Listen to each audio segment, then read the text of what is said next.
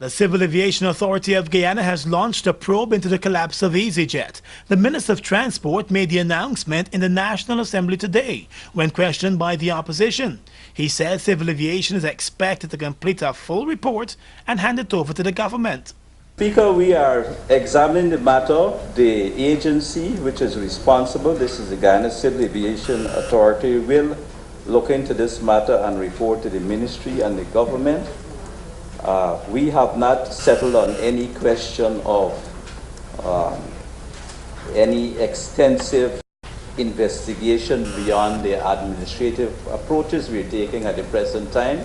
Questioned about whether the government carried out detailed background checks of the airline before it was granted an operations license here, the minister told the House that some background checks were done. The background checks revolve around business plans which were submitted by EasyJet, the movement with respect to granting EasyJet after perhaps some 9 months, 6 to 9 months of investigation, of taking in of information. EasyJet will completely wrap up its operations at the end of this month. It owes the government of Guyana over 6 million Guyana dollars in landing and other fees.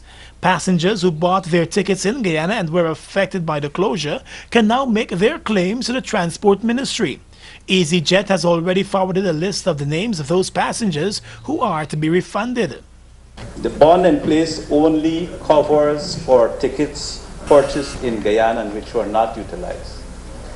So persons who are under the jurisdiction, tickets which are purchased under the US or Canadian jurisdictions, will be refunded through their systems in the United States of America and in Canada. EasyJet was forced out of business back in October when the US and Guyana governments both revoked the license for the airline. That revocation came just after the CEO of EasyJet was slapped with a $5 million lawsuit by a healthcare provider which claimed that he swindled the company out of millions of dollars. The CEO just last week was charged in a $20 million fraud case involving 2 healthcare providers that he worked with as a payroll official.